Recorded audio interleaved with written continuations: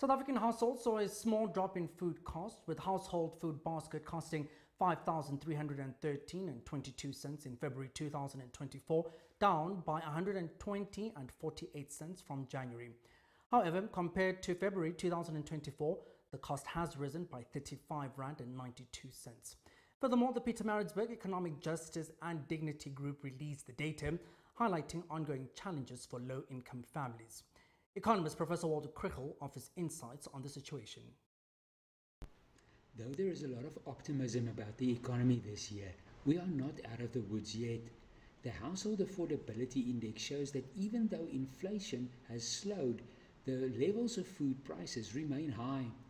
The cost of a basic food basket increased by around 36 rand from February last year to this year. The prices of eggs and dairy, vegetables, meat, canned fish and beans, cremora, peanut butter and bologna were slightly lower. White bread and brown bread was also slightly cheaper. The prices of core staples like maize meal, rice, cake flour, white sugar and cooking oil remain unchanged. Having low and stable inflation is good, but to address the cost of living challenge, the economy needs to grow faster to create jobs and income opportunities for poor households.